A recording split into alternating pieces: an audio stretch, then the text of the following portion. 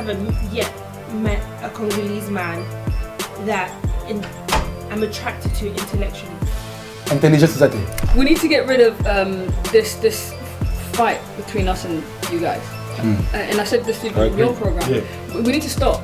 I have no reason to fight. I need my Congolese men by my side. I don't need a Congolese man. I have no reason. I'm gonna say this. When it comes to Congolese men, it's like Nigerians know exactly what they want. Congolese men don't know what they want. In terms of like, wait. I haven't even finished. Do you know, I feel like it's Nicole's statements that were very wild to me. When she said that Congolese men are confused and all these crazy statements that she made about Congolese men, it drove me up the wall. But it's true though, like Congolese men are confused. They don't know what it is that they want. So if you're Nicole's men and you're watching this, know that everything she said about Congolese men was at you, not at Congolese guys in general. I'm sitting in my house, yeah? I have no plans of going out. You called me. You said, let's go out. And I said to you, okay, I'm gonna get ready. And then you come and get me in your car. You come and get me, okay?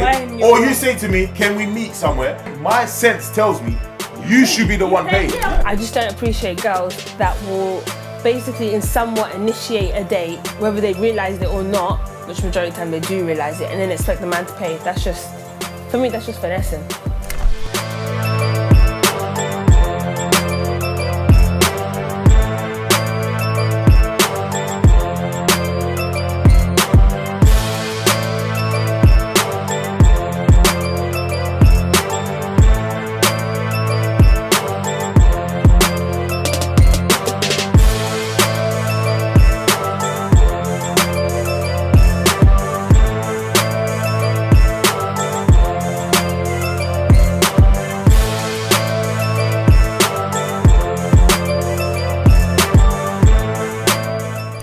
That the guy is leading her on. 1 second. Because some Congolese men are deceptive.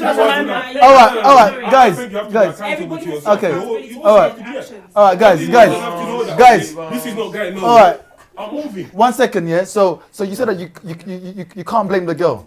Yeah, because why can't you blame the girl? Because if the girl has been in a relationship with that person for 3 years or more, and that guy ends up dating another person, that girl won't know that he's with another person and he's gone to present in that. Is that cheating you're talking about, or I did it separate after? No, that's like cheating in the relationship sort of thing. That's cheating in the relationship. You get what I mean? We're not talking about cheating. I'm talking about you in a relationship, you finish that relationship and you move on.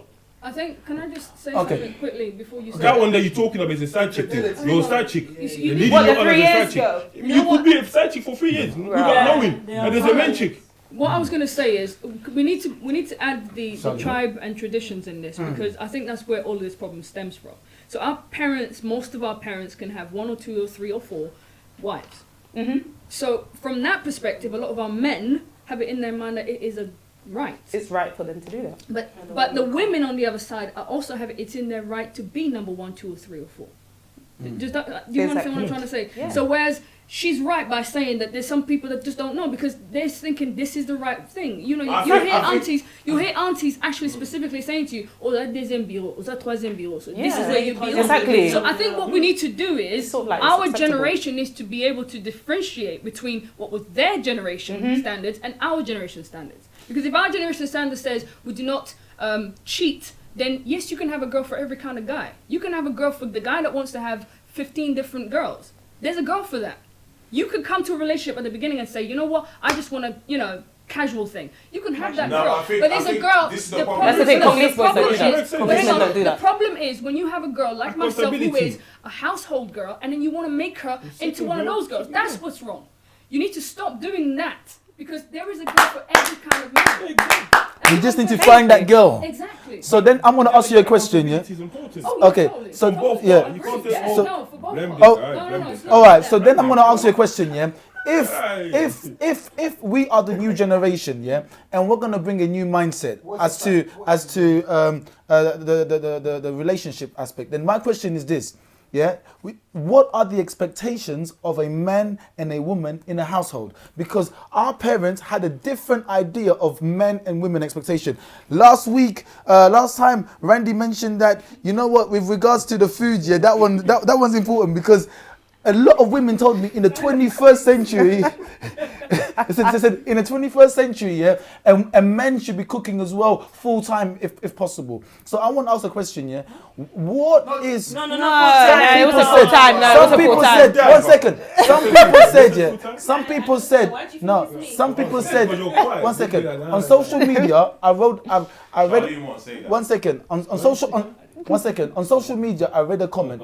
I read a comment when somebody said that, Christian, we live in the 21st century, the past is the past, our parents' expectations are different from our expectations. So my question is this: what is the role of a man and a woman in a relationship? Frankos Chimpuki. It all depends on how the relationship works. Is it 50-50? It's 50-50 in a sense. But you find women that will say, no, everything, the men have to do everything financially. So if you're expecting the men to do everything financially, the men will expect you to do the house chores at home. But in this generation, they're expecting you to do everything financially, and they're expecting you to get back home and do some of the stuff. And it doesn't make sense. But what I'll say is, it depends on the type of relationship you have. And your preferences. They're talking about masculine toxic. Yeah, they're talking about that, but what they're forgetting is, for a relationship to work, there's two polarity, two energy, the feminine and the masculine. So one of you has to have either the feminine or the masculine energy. So if the woman has more masculine, she'll be leading the relationship. But if the woman has more feminine, the guy has more masculine, then he will be leading the relationship. So it depends on the dynamic. If you agree, you say, okay, you the man, you the one who has the vision and the purpose, and follow the goal and provide for the whole, then you provide. But if it's okay, we're gonna share everything equal, then we do everything. So equally. you think it's okay for a woman to lead a relationship? For me, that's my opinion. Yeah. No. A woman can't be leading the relationship. No, the Bible doesn't say that as well. The Bible doesn't say that. I'm a Christian. Okay. The woman should submit to her husband. Okay, so No, but some people take that. That's taken out of the context. So I hate that when I think like what Frank said some really important stuff there about the energies and stuff, because that's something I'm starting to look into, and like I'm really loving it. Like I think, look, this is the thing, yeah. It's people want to put everything in black and white and say, look, relationship should be this way, should be that way. What you said is important.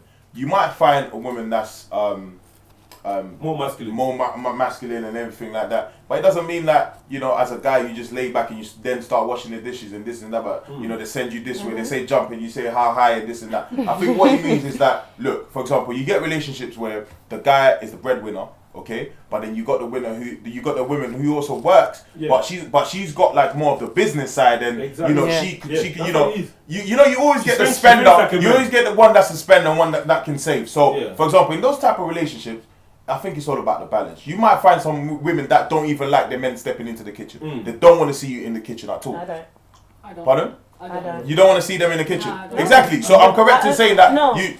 So then. But you step in the kitchen just like to taste. But do you know what I mean? But then you also get women. Yeah. You know what? I think where we're going wrong is like, I think we're fighting for this equality, and we don't even know we don't even understand what this equality thing is. That was said about that. Like we're fighting for it. I'm all for it, but as long as you know what is it that you want. Do you know what I'm saying? I'm all for it. So you think that women have abused the equality fight? No, I'm not even gonna say abuse. I don't want. I think we're fighting for. I think we're fighting. We just know that we're fighting for equality, but we haven't even looked at what equality is and what we. Do you know what I mean? There's a miscomprehension of that equality. Yes, because the equality that the feminist movement was fighting for was the equality in society. That you can do, I can not at home. Yeah. At home you can have your life and let your men lead the way it's supposed to be. But outside you can go and fight for the same wages, fight for the same position as a man. But at home, if you start fighting your men for equality, then. So at home there's no equality. I just wanted to add to what he said. to add from what he's saying, I think we need to be honest as well as a culture. From what you're saying is 100% true, but we jumped onto somebody else's thing. That's it. The feminism is not us. The feminism was the whites wanted that for their problem. That's it. We never had a problem with sexism or anything like that in our culture, so we jumped into that. So black people shouldn't fight for equality. No, hold on. We can you stop us from voting in our culture? No. We never had those problems. So we just came into these world and then they said to us, oh, feminism is about this, about that. But my parents, my grandparents, I'm gonna say on the subject of Congolese, there's a lot of Congolese girls who lose their identity and jump on every single wave. Why are you pointing at me? Not you. We do have a culture. We were lost. There's a lot more of us that are reclaiming our culture. A lot. So just because we're saying it doesn't mean to say that we're not saying it in challenge to change. It's not that. We're not just openly criticising for the sake of having something to say. We're criticising so that we can find answers. It's basically seeking rather than just opening your mouth, so that we can start putting things on platforms. So some of us even here have already got platforms where we put and display things of our culture, and we're proud of it. If we're looking properly, even through history, you'll see that in Congolese family, women, they have the most power. But if they don't understand themselves that they have the most power, because they control the home. They decide what goes on. Our fathers used to go out, they earn the money, and they bring it back home. And the mom used to control everything. But that's back home, but in Europe it's not like that anymore. In Europe it's not like that. You don't even understand. You don't understand that you have that power. If a woman, a Congolese woman, understood that she had the power to bring peace, you still tell your home. So what you're saying, is that the Congolese men in Africa provide for their wives like that, but the Congolese men in Europe do not provide. Let me say this. Angelique. The only reason why, don't get it twisted. Like, for example, I grew up in a house where both my mum and dad worked. You know what I mean? They both worked. You know, but I think it's just it depends. Career opportunities, career paths in Congo are like this. The chances of you actually having some kind of job or whatever as a woman or even as a man, they're slimmer than here. You know what I mean? Here we can get up and both go to work. But whereas in Congo, one would have to say, oh, well, you know what, I'll stay at home then. You know, you go and win the bread and then when you bring it. Do you know what I'm saying? So it's you don't have to. There's not many. Some also it was an understanding between the wife and the man. Exactly. The man wanted the woman to stay for the education of the children. Okay, can I ask you guys a question then? So talking about equality again, if you were going out on a date with a woman, based on equality, So who pays then? Listen, let me say something. Okay. Out of what the world say man should do or whatever, obviously I'm gonna end up paying, which is what I've done throughout. But I'm gonna say this. I've also had experiences where my logic understands this. This is what the logic understands. My brain processes this. I'm sitting in my house. I have no plans of going out. Amen. You called me. You said, let's go out. Exactly. And I say to you, okay, I'm going to get ready. And then you come and get me in your car. You come and get me, okay? Or you say to me, can we meet somewhere? You've initiated that conversation and you made the plans and everything. So it's my sense tells me you should be the one paying. That's what my sense tells me. But because the world is going to label me certain things, I will pay. I've always paid. Let me finish my point. But I've also had in the past, I've had, some girls who have proposed to go out and then obviously they've ended up paying. Do you know what? On some days, I've had my money, but this is what I do. I say, you know what? As a man, but this is all the tip to all the guys out there. If she does propose to pay, even if you intend of not paying, you have to just say, you know what, are you sure? You know what, like you don't have to. Don't insist. Just say what. Because once you insist, you're gonna pay. Just say what. Are you sure? You don't have to, And she would say, no. And then she would ask you, are you sure? Are you sure? Because I'm saying it should be a 50-50. Wait, let me just say one thing. That's what I was going to say. I agree with that. There's 2 points I'm going to make, and it's very quick. One, if I ask someone on a date, I'm paying. It's simple. You ask, you pay. Good, class. Wow. That's it. 2, I just don't appreciate girls that will basically in somewhat initiate a date, whether they realise it or not, which majority of the time they do realise it, and then expect the man to pay. For me, that's just finessing. come on, you asked him to go out, just pay for the date. That's like I said on the show, that's like I'm inviting you out to eat to my house, but I'm telling you bring the groceries alongside. Like, it doesn't make no sense. That's like me telling all of you guys, hey guys, I'm inviting you guys to my house. I'm gonna cook. Bring groceries. Are you dumb? This is That what I'm makes saying. no sense. This is what I'm saying. If On I'm the inviting way you to here, my on house the way to here, cook, we was having that I'm conversation. gonna buy the food. I'm gonna Exactly. go buy my food. You're I'm gonna go buy everything. Wait, hold on. One second. Listen, This one day he was I'm gonna put this out there, yeah. I'm gonna put this out there quickly because I was having this conversation with Jordy on the way here. It's like weddings, yeah. It's like weddings. When you have weddings, yeah, and we do this thing of where we're gonna play Christian music from 7 to midnight, and then after that we're gonna play the worldly music because we're waiting for the pastor to go and this and that. My logic says this. My logic says this. You have invited people. You decided to get married and decided that you wanted to share that day with people. So then people have to go out of their way to make sure they come and support you on your day. Do you know what I'm saying? Yeah. So you need to make sure that you do everything so that they are comfortable. So even if you are a Christian and you know that you've invited guests that drink alcohol, so don't go on and give them juice when you know that they drink alcohol. You invited them. So if you didn't want them there, don't invite them. That's the way I look at it. So don't do this thing of where I'm a Christian, I'm only gonna give them alcohol because it's against my religion. But you invited them. Do you know what I'm saying? It's the same with the dating. Yeah. If you logically, I'm not saying that logically, I think the logic, everyone's logic understands. We're all intellectual here. We all been to school. Common sense. You know that if you invite someone on a date, you should be paying. Yeah. You know what I'm saying? Bro. You know what I'm saying? You should be paying. That's it. Now let me, Angelique, je sais quoi répondre. For me, yes, you're right. But also, it depends on the type of person that you're going out with and the type of relationship you have with that person. Because, yes, we'll say that sometime if you invite me on a date, I had a date, don't laugh, where a guy asked me on a date, we went on a date, we ate, we went back home, then afterwards he went and told his friend, I didn't really want to pay.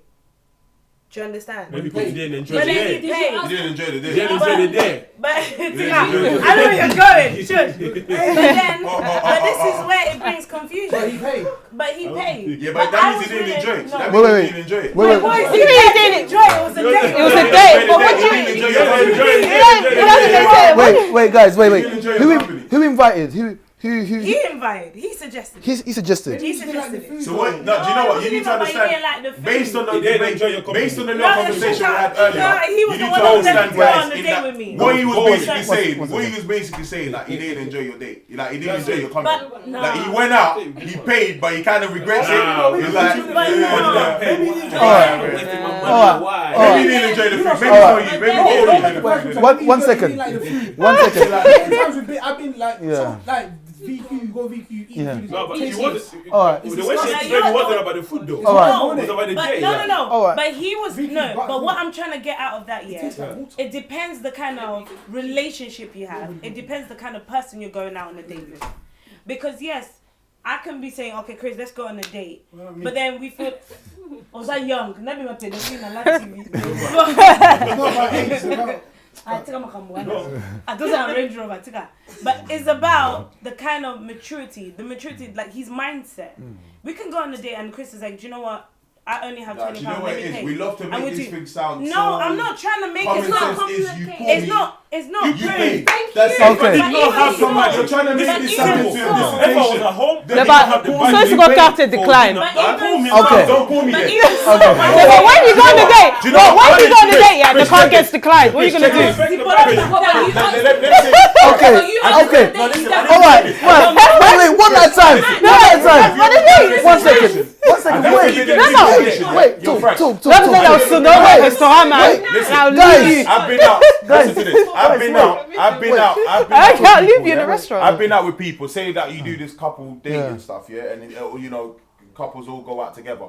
You know, like for example, based on the relationship that you have, you would know like your partner's pockets or whatever. You know his hers financial situation. Okay. What if you've only met? If you've only met, you then just met, listen. You know what? I think what we're lacking these days. I think my is common sense. A lot of people are lacking common sense. No, but nowadays it's hard to Let him finish. Let him finish. Like McDonald's, we can go on a date in McDonald's. One second. If I just met someone, I grew up in a traditional. I grew up in Congo first of all, yeah, and they've always said this: before you go to a party, make sure you eat at home, okay? Because you're not sure if they're gonna. What they're basically saying, look after yourself. Just basically, if you just met that person, yeah, bring your own cash. Yeah, why would you go? Or because I'm a okay. All right. I've been out on days. Bring money with you just in case. I'll finish my point next time. For 5 years. Bring your own money. Okay. Don't take me to an expensive. All right, guys. Okay, wait. Wait. I haven't finished my point. 1 second. I haven't finished. Okay, 1 second, guys. All right, guys. All right, we're not at the end. We're not at the end. 1 second.